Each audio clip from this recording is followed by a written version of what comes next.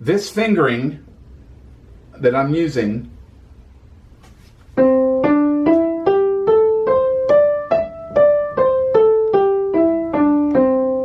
for both hands, of course it'd be this for your left hand,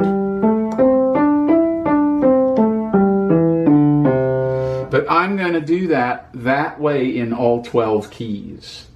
So that's important. So all my major triads are going to be treated with this pentatonic scale in all 12 keys with that fingering. Here's why. It's personal. It's not right or wrong. Someone else might tell you it's wrong. Someone else might say, wow, what a cool idea. This is my way of doing it, and I want to share it with you. When I was in high school, I read an article by a really well-known jazz guy, and they asked him how he got his technique together, and he had really amazing technique. He said that he took the Hanon book, which is a classical book, 60 exercises, and they're basically just finger patterns all the way up the diatonic scale. He said that he did Hanon number 1 in C in all 12 keys, using the exact same fingering that he would use in C. He said that if he adapted it to the other keys as he went, it was easier to play, but he couldn't get the fluid motion that he had in C. Not only that, in order to do it with that fingering, he got more technique because the jumps or the skips between the pinky and the ring finger in the key of C were really formidable in places like A flat and D flat. In the left hand and the right hand, both places, switching into other keys it can be difficult, but this develops your hand, and it also gives you a greater connection to your muscle memory and your brain, and it's easier to learn this sound in one way, all the way through the 12 keys. So you're definitely going to have some difficulty in spots in the beginning, but the answer to that is go slow, super slow. I'm always doing everything really slow when I practice. There is no substitute for going slow, because going fast is easy if you put it in right the first time. So let's take a look here at what this looks like having been through C. Okay, so here we are in the key of C, and we've already seen it there. But now, what does it look like if we go to the key of G? Okay, we've seen that. So the next place to go, if we're going to go circle of fifths, is going to be D. And we'll start on this D so you can see this clearly. Same fingering. See that? It actually fits the hand really nicely, even though this can be awkward. But that's the cool thing, is you will develop this ring finger and pinky to a higher level without having to get books and books of technical studies. So I'm going real slow.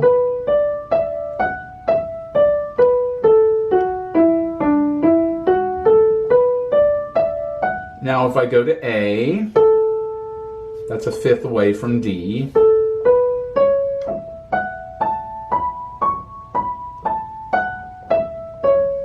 See that? That right there, that's so good for development. If you can't do that, be patient. Just go for it. In the beginning, it's going to be, whoa, wow, really hard, really awkward. It's going to feel weird. Just a little bit every day, going slow, and trying to curve your fingers. So, again, with technique. Some people say curved fingers. Some people say flat fingers. I recently heard somebody say never play with flat fingers. Are you kidding me? Chopin played with flat fingers all the time. Garrick Olson played with flat fingers. I was taught by my classical teacher, when you get into the black keys, use flat fingers. So to say never is, again, our problem. It's not that the idea of playing with curved or flat fingers is wrong one way or the other. It's that there's a time and a place for everything.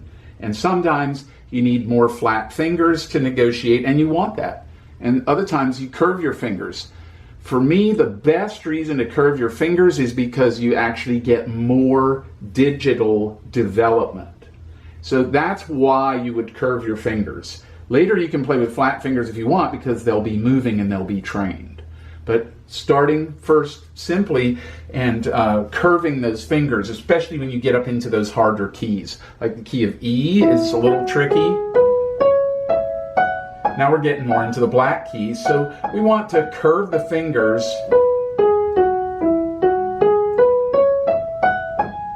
and we want each note to be clean. So instead of playing it fast, I'm pressing every single key down so that you can hear each one.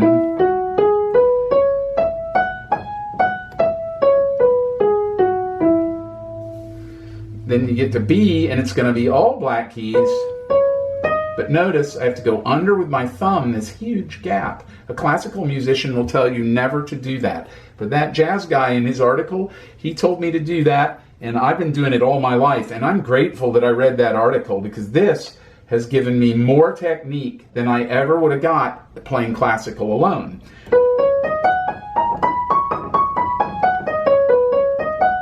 See, that's just not natural.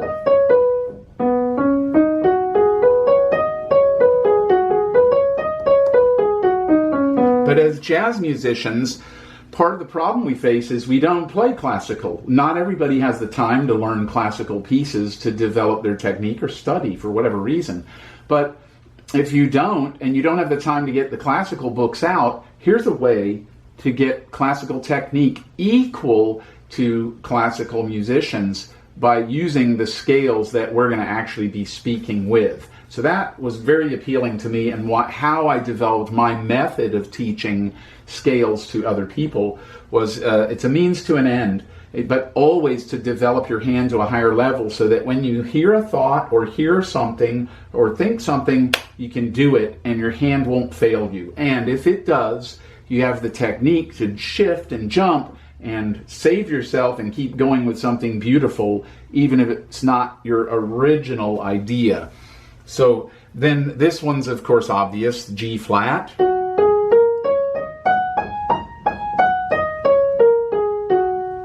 That's easy because it's all black keys, so that's a nice one.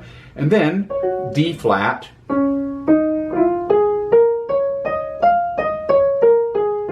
That little jump there, that down into that dip here to F, and then the cross over to A flat. You can't see it from above, but you'll know when you try it. That's not really the same as when you do it in the key of C. But this right here, when you go up here, you're spreading your hand thin and you start to notice how weak this part of your hand is. And this is the point, because you can really get that to train and develop.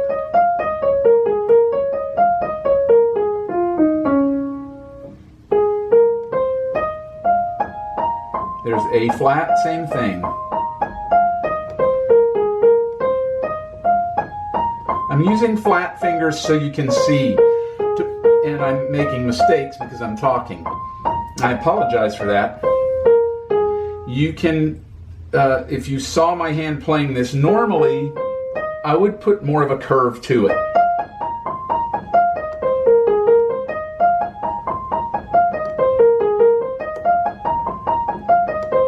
Because it's a little bit easier with curved fingers, and again, you get a little bit more hand development that way.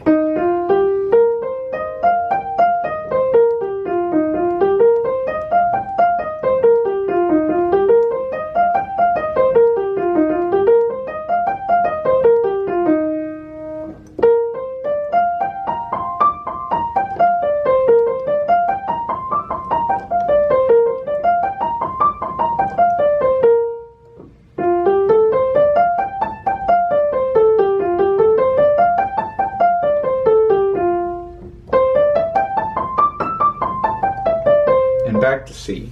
So, and you can see it didn't take that long to go through the 12 keys, so don't let that stop you. Everybody says, oh, you got to do everything in 12 keys. Well, you do have to do a lot of things in 12 keys if you really want to be able to express yourself. But it's not a big, huge, horrible black forest that you can't negotiate. It's a matter of taking things slow and going patiently. Okay, so now the last thing to remember is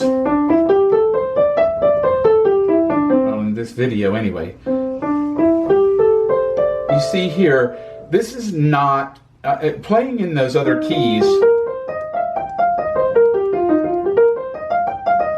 When you start playing in the other keys, you're not going to be necessarily playing the scale from root to root. So that's part of why people tell you don't do that.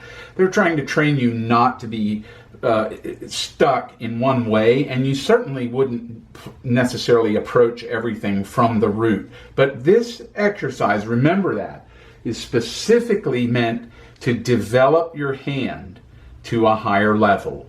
So that is the point of using the pentatonic this way with the extension. You can do the pentatonic scale any way you want, but I'm doing it this way because this was how I found it easy to develop my hand, and I found it really exciting to teach young people. Like, of course, when I was young, I was teaching, and so I would share this with people because this was my way of gaining technique and being able to negotiate difficult things on the piano. I really loved the fact that, like everything else in music, I could show this to somebody who had minimal technique, and after they ran that through the 12 keys, they started to really have a knowledge of melody and sounds throughout the 12 keys.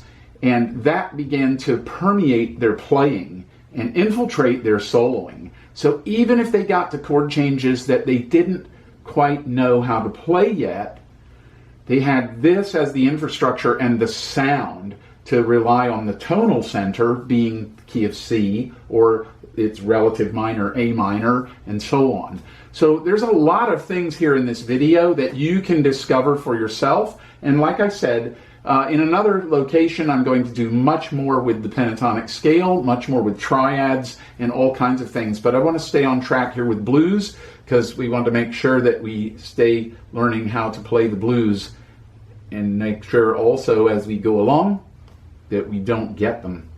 So I'll see you next time, and we'll do more with the pentatonic scale, and we'll start stepping out into deeper water with the relative minor and how the pentatonic can work for you there. Until then, keep jamming, keep playing, keep practicing. Don't let anybody tell you that you should give up. Don't believe anyone who tells you you're never going to get there. There is a relative place, and if you're having fun, you're already there. See you there.